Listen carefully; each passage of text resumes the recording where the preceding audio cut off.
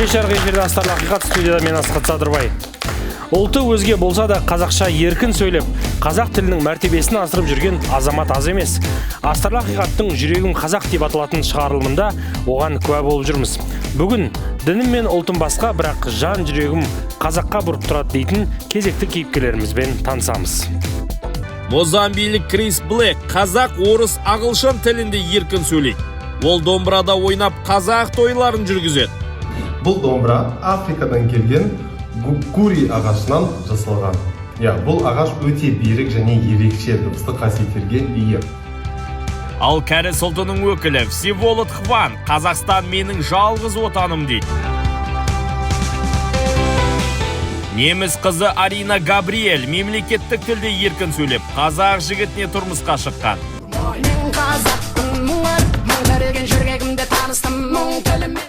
Ұлттан емес, рухтан екенін дәлелдеген жандар қонақта болады. Ендеше студияға алғаш қонағымыз Мозамбик ұлтының азаматы Крис Блэкті шақырамыз, қарсы алыңыздар.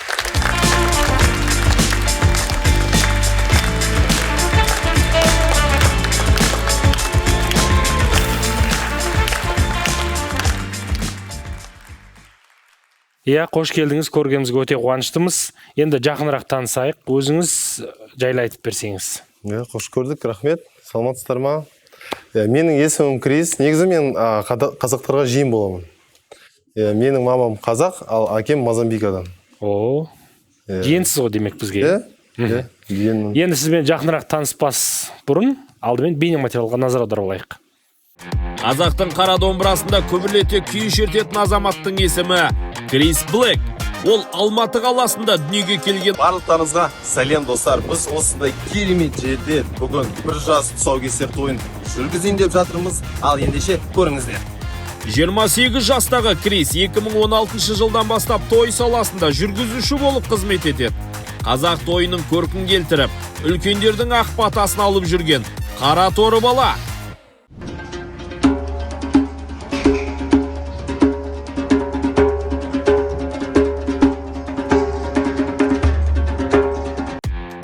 Ұлты басқа болса да өзі нағыз қазақпын деп есептейтін Кристің әңгімесін бірге тыңдайық.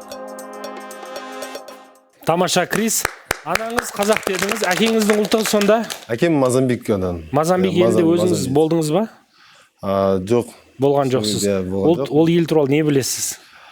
Ол ел туралы не білгенде, енді бұлай білеміз, әкемен сөйлесеміз, араласамыз, бірақ ол жақта болған жоқпын. Әлі болған жоқсыз. Мен негізі осы Алматыда туылдым. Қазақтардың ортасында өстіңіз. Өстім, қазақша тәрбиелілдім, қазақша білім алдым. Тойын жүргізіп жүргеніңізге қарағанда қазақтардың салт дәстүрінде жақсы білетін сияқтысыз ғой, Мозамбик елінің салт дәстүрінен көре. Тамаша. Сіз қазақша сөйлегенде айналаңыздағы адамдар қалай қабылдайды? Эмоциялар қандай болады? Көбінесе таң қалады. Мысалға, өте жиі болады, ол аэропортта, мысалға, международный рейс болған кезде. Біздің пограничниктер айтады, excuse me, sir, you need to go there. Мен айтам, бірақ қазақпыз ғой, қазақша паспорт қоймайды. Таң қалып қала ма? Қандай мамандықта оқыдыңыз? Негізі аспаз. Мен аспазшымын. Тамаша. Аспазсыз, аспаз деп айтады. Аспазбын. Қай колледжді бітірдіңіз ба, жоқ әлде оқу орны? Колледж бітірдім, Алматы мемлекеттік бизнес колледж деген. Енді қазір аспаз болып та жұмыс істеп жүрсіз ба, қайда жұмыс істейсіз? Қазір жоқ. Істедіңіз ба, мамандық алғаннан кейін? 7 жыл бойы ресторанда істедім, италиялық кухняда істедім.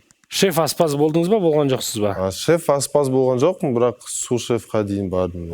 Тамаша. Кухняда да жұмыс істедім, былай да қосымша жұмыстар істеп жүрдіңіз. Қосымша жұмыс істедім. Тойға шықтым, өлең айттым. Қазір енді той демекші 3 тілде той жүргізеді екенсіз. Аспаз болудан жалықтыңыз ба, неге той саласына кетіп қалдыңыз? Жалыққан жоқпын, негізі әлде табысы көп пе екен?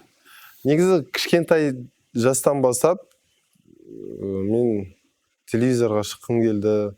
Көпшіліктің алдына шығып сөйлегіңіз келді. Телевизор қараған кезде мен обязательно попаду туда деп өзіме айтушы едім. Шықтыңыз міне бүгін. Той жүргізесіз, қанша уақыт болды той саласына жүргеніңізге? Негізі жалпы той саласында сол 2016-лардан бастап Ең алғаш той жүргізгеніңіз қай тілде тапсырыс түсті? Қазақ тілінде, орыс тілінде, ағылшын тілінде? Екі тілде. Қандай тілде? Қазақша және орысша. Негізі біздерде маған келетін заказчиктерім көбінесе қазақ тілі үшін келеді. Біз қазіргі уақытта өте көп тойлар болады, ол ұлтаралық тойлар. Мысалға, қыз қазақ болса, жігіт басқа ұлттың өкілі. Басқа ұлт өкілі. Және де сол екі тілде, үш тілде жүргізу үшін маған келеді. Сіз қона-қона жүргізесіз. Сұраныс жақсы ма жалпы? Жаман емес. Айына неше той жүргізіп тұрасыз? Аптасына 3 той. Тамаша. Кристі той жүргізгенін көргендеріңіз бар ма? Араларыңызда Алматының тойларынан көрген жоқсыздар ма? Ассалаумағалейкум. Көргенге қатты қуаныштымын. Міне Берік Жорабеков Тамада, Асаба. Көрдім, интернеттен бір рет бақыладым. Енді жалпы осы қазақтың тойына келгенде өрден бірінші мақсат ақша табу болды ма, жоқ әлде қазақтың кейбір қазақша сөйлемейтін адамдарға қазақша үйрету бір мақсатың болды ма? Мен үшін ақша да емес, үйрету да емес, мен үшін адамдарға қуаныш сыйлау. Ең бірінші жаңа айтып отыр, бала күнінде телевизорға шыққым келді деп. Көпшіліктің алдына шыққысы келген арман жетелеген сияқты тойға. Енді анаңыз осы Алматыдан ғой, Анаңыздың туыстарының тойларына барып тұратын шығарсыз өзіңіз. Араластарыңыз қарым-қатынас уақыт болмайды ма? Жақындарыңыздың, туыстарыңызда тойын жүргізіп көрген сәттер болды ма деп сұрағым келген ғой.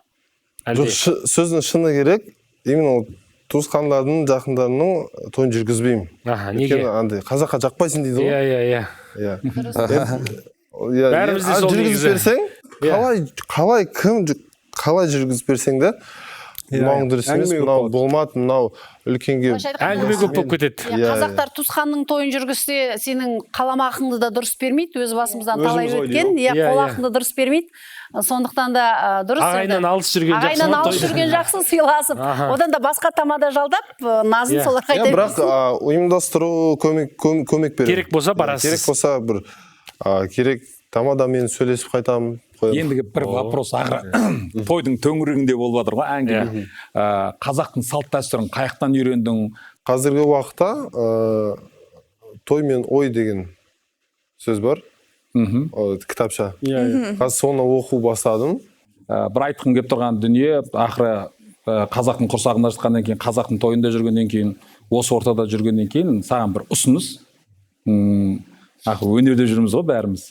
Жалпы қазақта тұсаукесер бар, одан кейін тілашар бар, алматылықтар көп өткізетін тойлар. 13 жасқа келген кезде жұлдыз той деген бар бізде.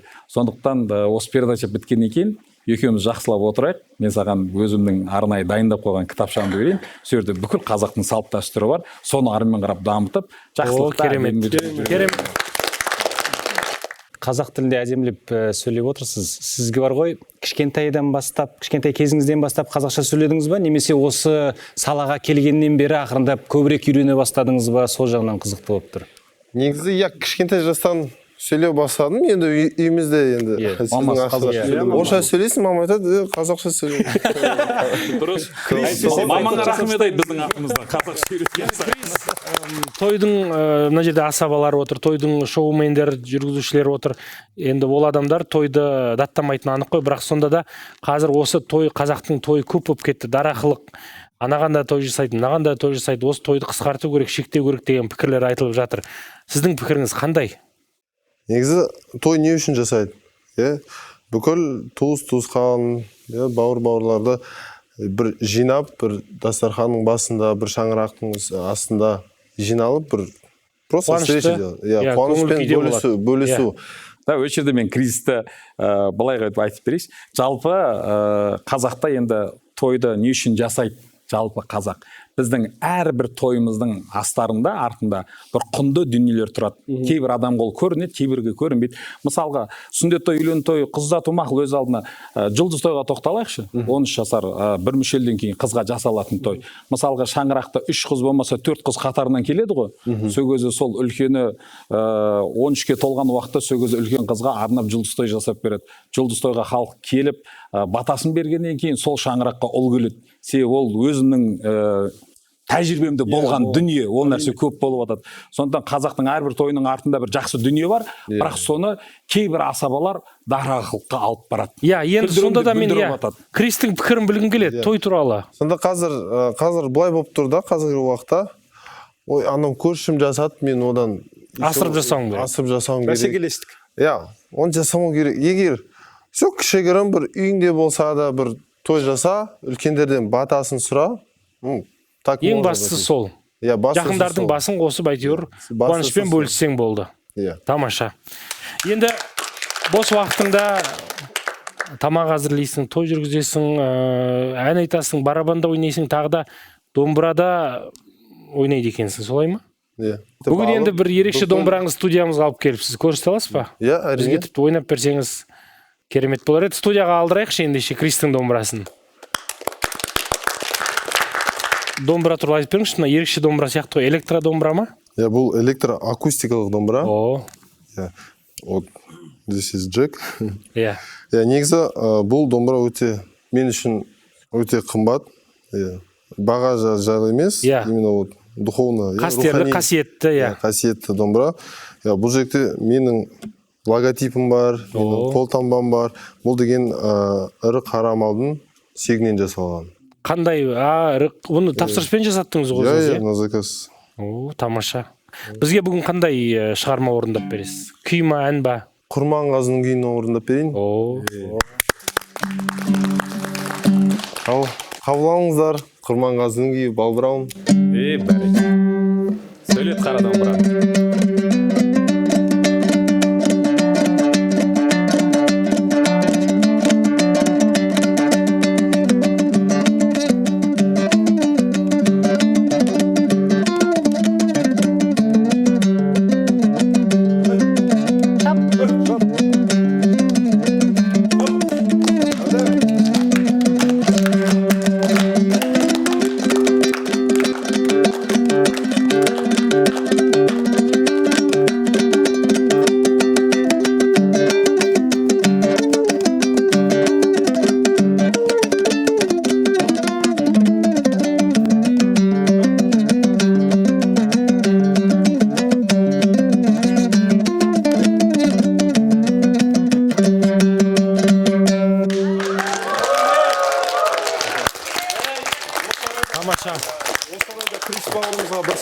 Заңды сұрақ келеді екен.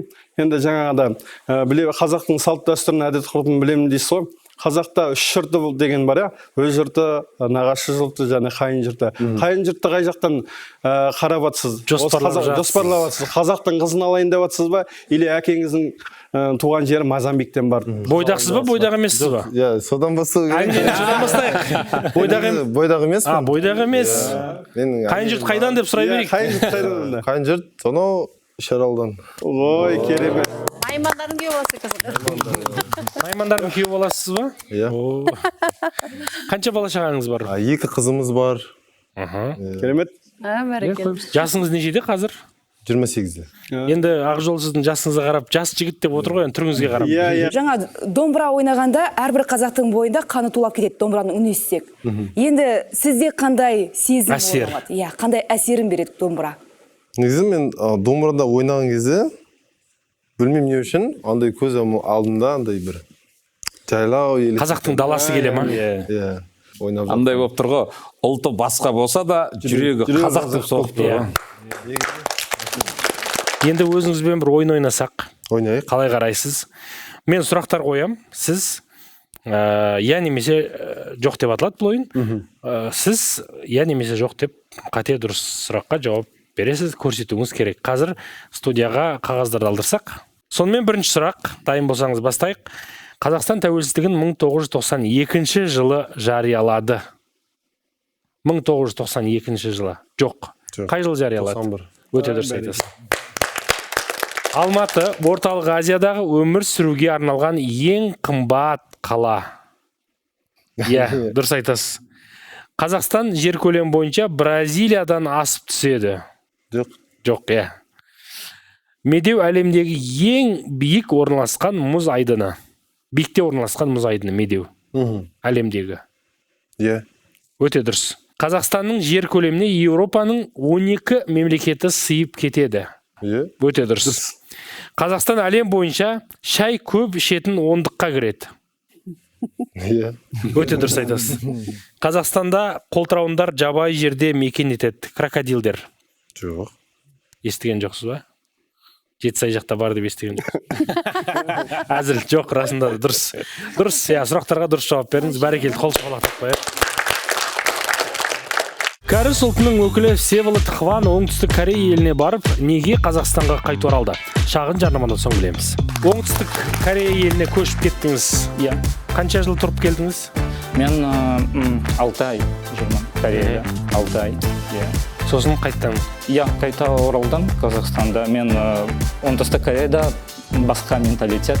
Иә, маған ұнамайды. Әркімнің туған жері өзіне мысық шығар. Иә. Адамда тек қана бір отан бар. Қай жерде отырды, иә, өсті, сол тек қана отан. Сіз енді Қазақстанда тудыңыз, Қазақстанда өстіңіз.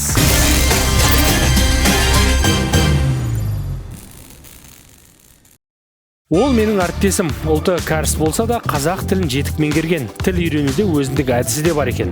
Ол қандай әдіс? Кейіпкерімізден сұраймыз. Алдымен бейнематериалды көріп алайық. Кәріс ұлтының өкілі Всеволод Хван Жетісай қаласында дүниеге келген. Ата-анасы орыс тілді азаматтар. Бірақ бұл оның қазақ тіліне деген махаббатына кедергі болмады. Түсіндім, мен қазақпын, бұл менің отан. Әлемхан 2022 жылы отбасымен оңтүстік Корея еліне қоныс аударды. Бірақ кіндік қаны тамған жердің қадірін сыртта жүріп түсінген ол елге қайта оралған. Иә, мен бір-екі рет аптасында ұлттық киім. Журналистика мамандығы меңгерген Әлемхан қазір Астана қаласында спорт тілшісі болып жұмыс істейді. Қазақ тілін дамыту мақсатында әртүрлі курстарға қатысып, тек қазақ театрларына баруды әдетке айналдырған.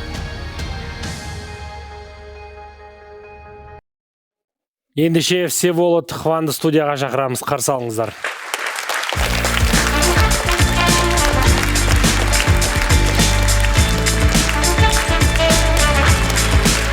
Ассалаумағалейкум. Всеволод, қош келдіңіз. Рахмет. Тамаша қазақтың шапанымен әдемі киіміңіз. Баршаңызға сәлем. Көргенімізде қуаныштымыз. Енді өзіңізбен таныс болайық. Қай өңірдің азаматысыз? Өзіңіз жайлы айтып беріңізші. Иә, мен Жетісай қаласында дүниеге келдім. Бірақ маған 7 жастан біз отбасымен Жамбыл облысынан көштіңіздер. Иә, сол жерден мен мектеп бітірдім. Бірақ мен орыс мектеп бітірдім. Жамбыл облысының қай қаласында? Жамбыл облысында Жуалы ауданы. Жуалы ауданы. Қазіргі Бауыржан Момышұлы ауылы. Бұрынғы бұл бурная станция. Сол жерде орыс мектепте оқыдыңыз ба? Иә, орыс мектебінде, университетте мен орыс тілінде. Бірақ қазір мен қазақша сөйлеймін. Қайдан үйрендіңіз, қашан үйрендіңіз қазақты? Қазақ тілі бала кезімнен бастап үйреніп келемін. Қазірге дейін үйреніп жалғастырып жүрмін. Қай әдіс сізге көбірек үйретеді? Әртүрлі әдіс бар, біреулер кино қарайды, біреулер кітап оқиды, біреулер әртүрлі концерттерге, театрларға барады. Иә, мен театрға өте жиі барам. Мен Астанада тұрам. Астанада мен тек қана қазақ тілінде қойылымдарында көрем. Тамаша. Менде қазір бір үлкен арманым бар. Қандай? Мен қазақ театр көрдім, көп қойылымдар көрдім. Қазақ театры мені шабыттандырды. Иә, шабыттандырды. Және мен қазір актер мектебінде оқып жүрмін. Актер болғыңыз келеді? Сол қалауым бар. Мүмкін Құдай қаласа мен... Қазақ театрының сахнасынан көрінгіңіз келеді? Иә, қазақ тілінде рөл сомдау. Тамаша. Тамаша, ерекше болады деп ойлаймын. Қандай қойылымын айт, қандай актерлерін айт? Сынап көрейік ал енді. Шынымен көресіз бе, көрмейсіз? Астана қаласында музыкалық жас көрермен театр бар. МТУС қысқаша сол театрда менде екі сүйіктім қойылымдар бар. Бірінші өте танымал қойылым Гауһартас аталады. Екіншісі бұл қоштасқым келмейді. Тамаша. Бұл екі маған қатты ұнайды. Бұрын айында мен басқа театрға бардым. Танакос қойылым бар. Тамаша. Бұл біздің атақты танымал жазушы. Енді Астанада жақсы театрлар көп. Жастар театры бар, Алматыда театрлар көп, сондықтан тамаша таңдауыңыз. Енді сіз қазақша сөйлегенде, айналаңыздағылар сіздің қазақ тілін білетініңізді көргенде, олар қалай қабылдайды? Адамдар. Олар таң қалып қалады. Таң қалады. Қазір маған адамдар олар ойламайды мен кім. Олар ойлайды. Қазақша біледі деп ойламайды ғой. Олар ойлайды мен қазақ. Түрі ұқсайды. Мүмкін ұқсайды. Білмеймін қалай. Қазақ пен корей ұлты қатты түрлер енді келеді ғой, ерекшелігі жоқ. Бізді шетелге барсақ жапон халқына да ұқсатып жатады. Бір азиаттарымыз ғой бәріміздің. Оны қоя беріңіздерші. Театрда режиссер сізді рөлге алған кезде қандай рөлге алады екен деген ой туып жатыр да маған. Неше түрлі рөлдер бар ғой енді. Көбінесе жоңғардың одан кейін Қытайдың тілшісінің рөлін ойнайтын сияқты. Егер просто шықса, массовкада мен әйтеуір сахнаға шықсаңыз одан кейін Елдостың бір туысқан сияқты мен сосын Елдосқа қарап айтқым келіп отыр еді. Елдосқа да айтатын шығар, сіз қазақсыз ба, қазақ емессіз ба деген сияқты. Барлығы айтады, мына кореец не деген қазақша жақсы сөйлейді деп айтады кейде. Енді Әлімхан деген ат қойып алыпсыз өзіңізге. Не себепті ондай ат таңдадыңыз? Менде екі қазақ нұсқасы. Менің атым бар, есімім бірінші Әлімхан. Себебі Всеволод бұл көне славян есімі. Олар мағынасы владеть всем. Всем владеть.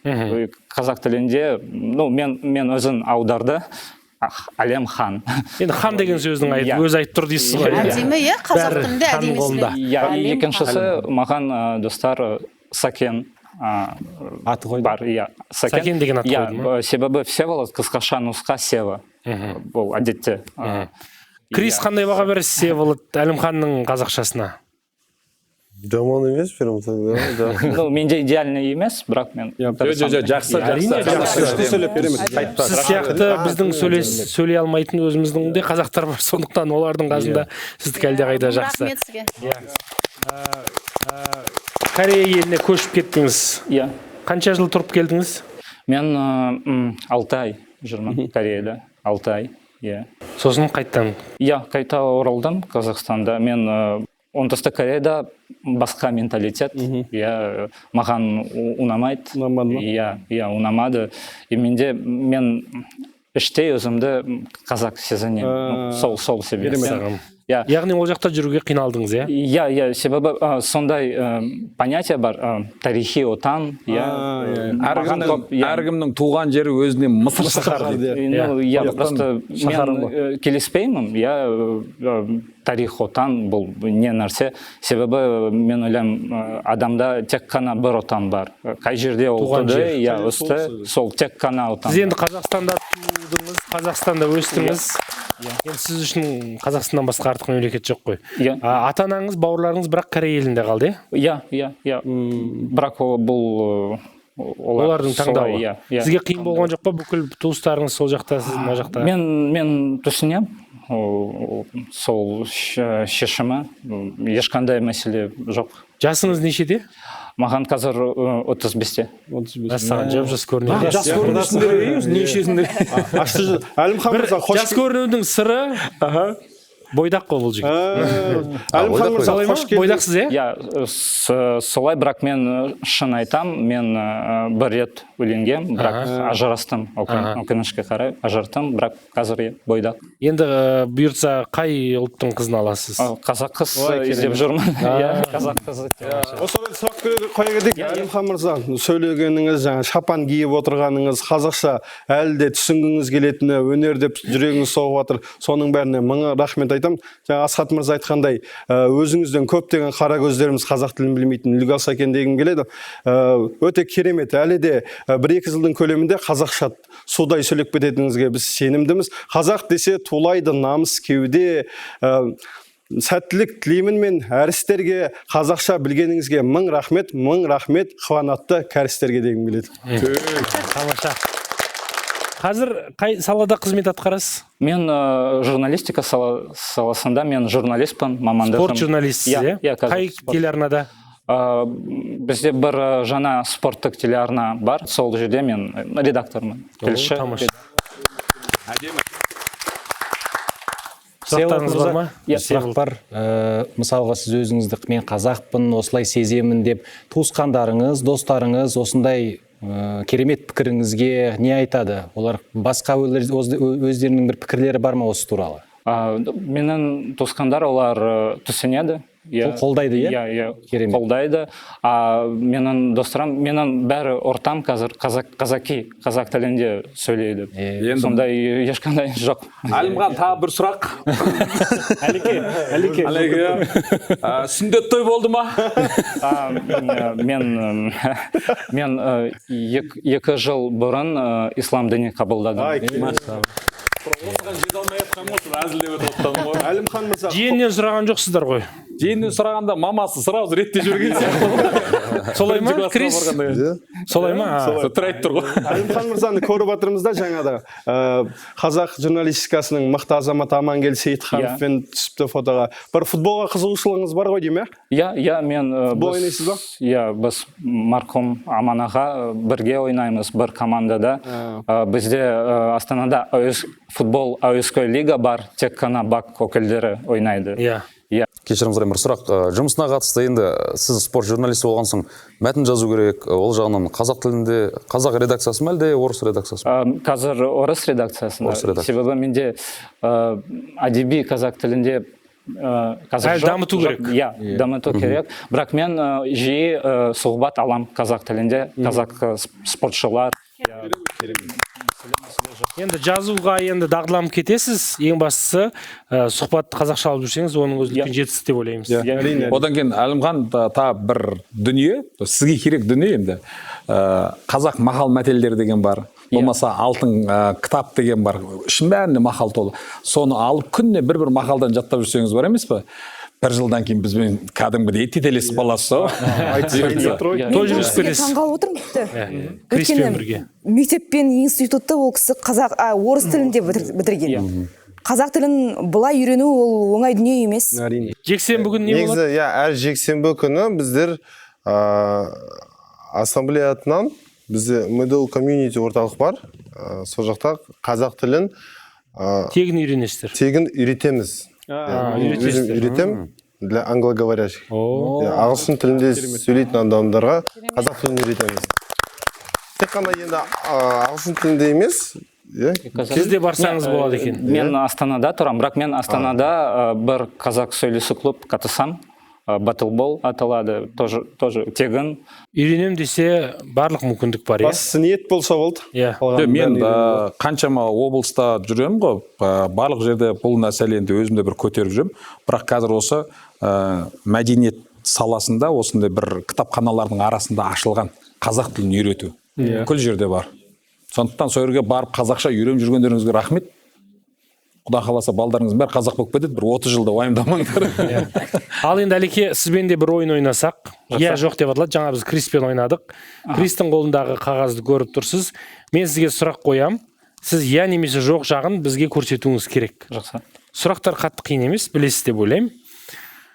Бірінші сұрақ, дайын болсаңыз. Қазақстан құрамасы 1994 жылы футболдан әлем чемпионатына қатысты. Жоқ, дұрыс. Футболдан. Иә, біз нөлміз десеңізші. Футболдан. Қазақ тілінде 44 әріп бар. Жоқ, дұрыс. Қазақтан шыққан тұңғыш олимпиада чемпионы Әлжан Жармұхамедов. Иә. Қай спорт түрі? Баскетбол. Дұрыс айтасыз. Ауыр атлетикадан әлем бойынша 4-ші жарыс біздің елде өтті. Жоқ, дұрыс айтасыз. Криштиану Роналду ұлттық құрамадағы алғашқы голын Қазақстан қақпасына салды. Жоқ, салған емес, бірақ бірінші дебют болды. Дұрыс айтасыз. Әлемде әйел адамдар күніне 20 000 сөз сөйлейді. Одан көп шығар? Одан көп. Жоқ дейдер. Иә, деуге болады дейсіз ғой. Геннадий Головкиннің егізі бар. Иә. Дұрыс айтасыз, иә. Еліміздің спортшыларының бәрі мемлекеттік әнұранды жатқа біледі. Қалай? Еліміздегі спортшылардың барлығы әнұран жатқа біледі деп айта аламыз ба? Иә, бұл заң. Бізде солай заң ба? Жоқ. Деп айта салайық. Үйреніп алар енді. Солай болсын деп тілейік. Солай болғанын сенейік. Қазақстан жазғы олимпиада ойындарына 6 рет қатысқан. 96, 2000, 2004, 8, 12, 16. Жоқ. Дұрыс айтасыз, жоқ. Тамаша, сұрақтарымыздың барлығына дерлік дұрыс жауап берді. Сұрақтан сүрінбей өттіңіз. Қазақ тілін жетік меңгеру тренд пе, әлде міндет пе? Жалпы тіл үйренуде нені ескеру керек? Бұл жөнінде қазақ тілі мен әдебиеті пәнінің мұғалімі неміс қызы Арина Габриэль жарнамадан кейін айтып береді. Қазақ болғандықтан ет жақсы көрем ғой енді. Ет жақсы көрем, бас жақсы көрем, ми жақсы көрем, көз. Мен енді ол деликатесті жейтін адамдар мені түсінеді деп ойлаймын. Қойшыға тұрмысқа тисем, ет көп жеймін. Ет көп болады деп ойлайды. Шынымен де жігітіңіз қойшы ма, әлде? Жоқ, қойшы емес. Малы көп жігіт па? Малы көп жігіт. Атпен жүруге болады, қайықпен жүрсем болады, сол жақта катамаранмен. Гогольдің алдында көше қандай? Білмейді, Берік Алматының кемесі. Алматының кемесі, Қазақстанның кемесі.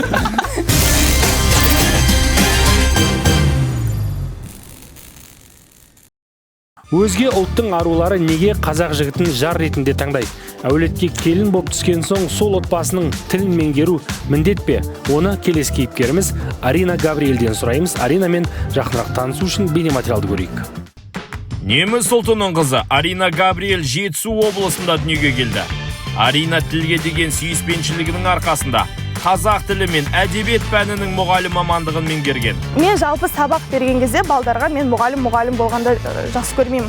Өйткені баламен өз деңгейінде кішкене сөйлесіп, мен де енді бір 40 жаста емеспін ғой, 24 жаста бар болғаны. Сөйтіп енді қанша еркін балдармен сөйтіп сабақ беріп үйрететін, сондықтан мені балдар жақсы көреді деп ойлаймын. Бала кезінен бет әлеуге қызыққан Арина 2019 жылы осы салаға бет бұрды. Бүгінде ол қазақ отбасының келіні, 4 жастағы ұлдың анасы. Жалпы мен кішкентайымнан енді қазақтардың арасында өсіп жүргендіктен қазақ болғандықтан ет жақсы көрем ғой енді. Ет жақсы көрем, бас жақсы көрем, ми жақсы көрем, көз. Мен енді ол деликатесті жейтін адамдар мені түсінеді деп ойлаймын. Ештеңеге жетпейді бас деген нәрсе. Сөйтіп жүріп, менің арманым қазаққа, әрине қазақ қойшыға тұрмысқа шығам деген арманым болатын. Қойшыға тұрмысқа шығам деп сонда ойлайтын. Қойшыға тұрмысқа тисем, ет көп жеймін, ет көп болады деп ойлайтын. Сөйтіп енді түбіне келген кезде қазір ойласам, шынымен де арманым орындалған сияқты. Мамандық ауыстырудан шаршамайтын Арина өзін болашақта қазақ тілді диктор ретінде көреді. Ол күнде алыс емес дейді ол. Жалпы кішкентай кезінде арманым диктор болу деп ойлайтын. Өйткені неше түрлі дикторларды көретін. Қазақша бір семішкеде шағып сөйтіп сөйлейтін осындай түрлері менікі де енді европалық түрмен күшті сөйлейтіндерді көріп, мен арманым сондай болатын. Ендеше студияға неміс қызы Арина Габриэльді шақырамыз, қарсы алыңыздар.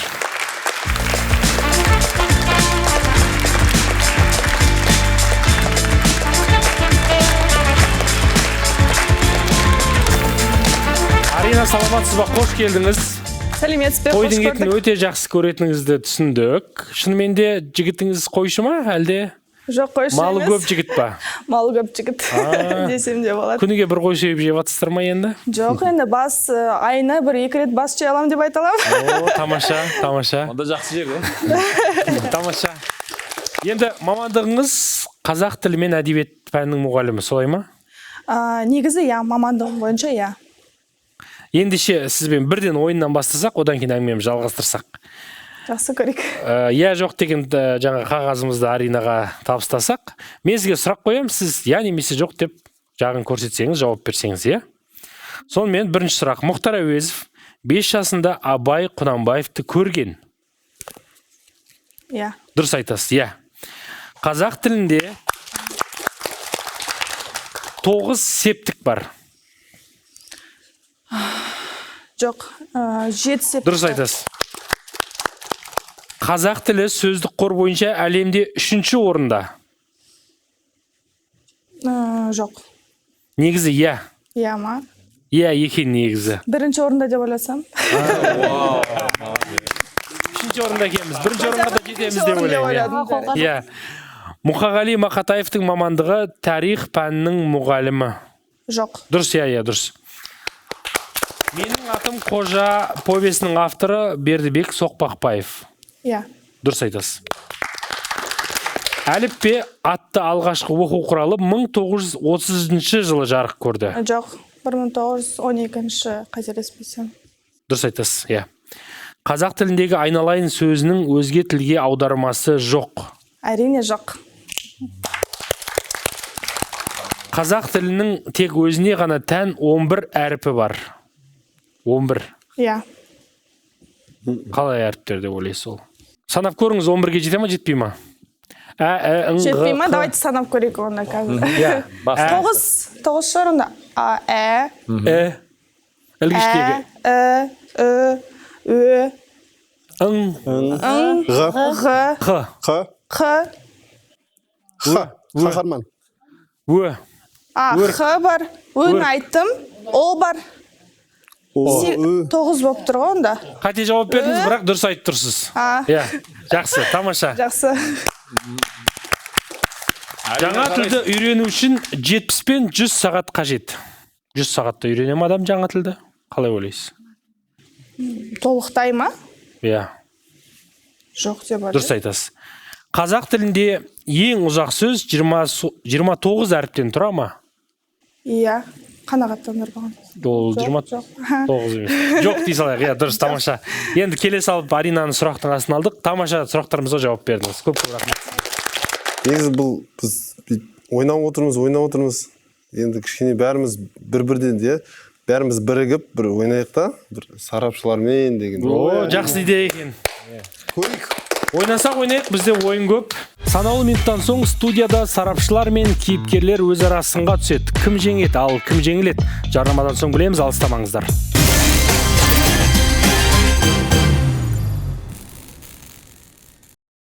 Эфирде астарлы ақиқат, дәл қазір студия қонақтары мен сарапшылар арасында шағын сайыс өткіземіз. Кім жеңіске жетеді, кім жеңіледі, оны бірге анықтайық. Ендеше сарапшылар да бұл ойынға қатыссын. Крис жақсы ұсыныс айтты.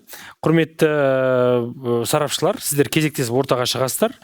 Құрметті қонақтар, сіздер бір сарапшыны таңдайсыздар. Содан кейін сол сарапшымен ортаға шығасыздар. Экрандағы суретті сарапшылар көрмеу керек, біздің кейіпкерлер көру керек, және ол суреттің не екенін, мағынасын біздің кейіпкерлер сіздерге түсіндіріп беру керек. Сіздер кім екенін, не екенін табуларыңыз керек. Яғни қаншалықты біздің қонақтарымыз қазақ тілін жақсы біледі, және ой қиял, жалпы ой қиялға шектеу жоқ дейді ғой. Мүмкіндігінше түсіндіріп сіздерге қиялының жеткен жеріне ішін айтып береді, мүмкіндік болғанша. Ендеше құрметті кейіпкерлер, кімнен бастаймыз? Қыздың жолы жіңішке деп. Қыздан бастайық, сіз ортаға шығыңыз. Қандай сарапшыны таңдайсыз? Өзіңіз? Елдос мырзан. Елдос мырза. Елдос сәттілік. Ал Елдос. Қазаққа ұқсамайтын, бірақ мақұл бара берсін десең. Елдос, сіз солай тұрасыз, иә. Біздің Арина ханымға қазір сурет. Сіздер ешнәрсе айтып қоймаңыздар. 10 секунд беріледі түсіндіруге. Бірінші суретті ендеше көрсетсек. Дайынбыз ба, Арина ханым? Иә. Дайынбыз. Елдос, дайын болсаңыз. Танымал әнші. Әнші? Иә. Қайрат Нұртас? Жоқ, әйел адам. Әйел адам? Ерке Есмахан? Бұлбұл. Қазақтың бұлбұлы. Қандай өлең айтады? Қазақтың бұлбұлы. Қазақтың бұлбұлы десек болады, иә. 90-ға келіп қалды. Жасы 90-нан асты. Дауысы керемет оның. Аңыз әнші. Уақыт бітті. Ол Бибігүл Төлегенова. Бибігүл Төлегенова. Келесі сурет. Мынаны кесе саласың. қиын болды ғой. Сіз білесіз ба мына жерде табиғат тамаша біздің адам ба? Басталды ма? Иә. Адам ба? Жоқ, әдемі жер. Әдемі жер. Осы Қазақстанда Алматыда көп ма? туристер Иә. барады. Қай жақта? Кеген ауданында. Әдемі ағаштар тұра ма сол жақта? Иә. Атпен жүруге болады. Помощь залы. Қайықпен жүрсем болады сол К, жақта. бас әрпі К. Катамаранмен. К. Құрылтай деп айта жаздам қоймыз. Көлсай. Көлсай. Кеттік, үшінші сұрақ. Қазақтың Алаштың қайраткері. Бұл да кім, адам ба? Адам, ерке. Тарихи тұлға. Тарихи тұлға. Не істеген, жазушы ма, кім? Ақын ба? Ақын. Міржақып Дулатов. Ой, Міржақып Дулатов па? сол кісіні таниды дей салсай. Самида дос. Айтып қойдыңыз, сонымен кім екен суреттегі? Міржақып Дулатов, иә? Міржақып Дулатов. Оян қазақ. Өзім біледі екенмін ғой, хотя бы. Оян қазақ дей салмадыңыз ба? Бірден айтатын еді. Иә. Ештеңе етпейді. Келесі сурет. Тағы бір рет, давайте. Бұл кім, адам ба, кім? Ой, адам, спортшы, Дзюдо? Қандай жоқ, спортта? нені көтереді, штанганы көтереді. Илья Ильин? Дұрыс. Ұлттық ойын. Ұлттық ойын. Иә, асық? Жоқ, көкпар? жылқымен, жаңағы Айтпаңыздар. жылқының үстінде, аттың үстінде. Қуалап жүреді. Иә. Қыз қуу? Дұрыс. Аяқталды, көп рахмет сіздерге. Ендігі кезек Всеволодқа ма? Сәке. Ал енді қайсы сарапшымен ойнайыңыз? Елдос мырзаны таңдамайды жарсен. Мен ба? Ақмарал ханыммен, иә. Ақмарал ханым. Дайын болсақ, бастайық, иә? Дайынмын. Бұл Алаш партиясы ең басты адам. Ұлт ұстазы. Иә. Ахмет Байтұрсынов. Дұрыс. Келесі сурет түсіндіріп жіберіңіз. Бұл Астанада танымал жер. Бәйтерек? Жоқ, 2017 жыл. Дұрыс. Экспо шары. Бұл Қазақтан Олимпиада чемпионы. Тынышталайық. 1980. Күрес, еркін күрес. Москва Олимпиада жеңімпазы. 80 жыл жеңіп. Москва Олимпиада. Күрес. Үшкембіров па? Иә. Бұл Қазақтан би. Иә, қазақтың биі. Қайсы? Жоқ, Қазақ би емес. Айтеке би. Айта берсеңізші. Соңғы. Ташкентте жерленіп жатыр қазір. Төле би. Иә. Бұл қазақ халқының дәстүрі, отбасы дәстүрі. Егер соны жасаса, онда кішкентайлар жақсы жүреді. Иә, ол жақсы жүреді. Тұсаукесер. Иә. Енді көмектесейін дегенім ғой, жақсы. Бұл біздің Қазақстанда танымал әншісі, үлкен кісі қазір. Мақпал Жүнісова. Иә. Дұрыс. Мен зитәнші ғой. Сүрінбеңіздер. Ал Крис, кезек өзіңізде. Бакенген ойнайық. Мен ба? Бәке, той. Тоймендер, мен шығайын деді ғой. Сөйтіп тұрайық енді екеуміз. Намысты қолға берме. Айран болмайық. Ал Крис, Берік дайын болсаңыздар, ойынды бастайық. Так. Гоголдің алдында көше қандай? Білмейді, Берік Алматының кемес. Алматының кемес, Қазақстанның кемес. В общем, бидің бірі. Айтекеге дәл өзі. Дұрыс. Келесі. Қытайға барып, бүкіл әлемге танымал болған артист. Димаш. Домбырамен не істейді қазақ салт дәстүр? Күй тартады. Бет ашар ма? Қыздың деген көсім ба? Келіншектің. Келіннің. Ой, не знаю. Мен темам кетіп қалды ғой. Құлағымаса болған. Бұл тарихи тұлға, аңыз адам, Алаш қайраткері, Алаш ордасын құрған тұлға. Ұлт көсемі. Ұлтқа қызмет ету білімнен емес, мінезден деп айтқан кім? Біз айтып жатырмыз ғой. Иә. Әлихан Бөкейхан. Жаңа суреттеріңіз ескі суреттер. Ладно. Ал, келесі. Ой, мынау кім емес па? Аднай көресі. Спорттың қай түрі? Спорттың боксер. Түркістан. Ерте қайтыс болып кетті ғой, аты ашық. Бекзат Саттархан? Просто Қазақстаннан бокс деген ғой, ойлаймын айтқан. Иә, өте көп. Туған жерін айтсаңыз болды. Тамаша. Жақсы түсіндірдің. Иә, Түркістаннан шыққан қазақтың чемпион жігіті. Иә, тамаша. Крис, ойын ұнады ма? Иә. Тамаша. Бізге де ұнады. Сіздер де жақсы ойнадыңыздар. Мен Лос-Анджелес қаласының тумасымын. Біз қазақ тілін оқығанда Казгуда, Алматыда сол Қазақстан тәуелсіздігін алды. Менің қазақ тілді жаттауым осы құрттан басталған. Лариса. Маншук Маметова. Алия. Құрметті көрермен, уақыт тапшылығына байланысты бағдарламаны дәл осы жерден аяқтаймыз. Жалғасы ертең, ал дәл қазір сөз тізгін жаңалықтар қызметіндегі әріптестерге береміз.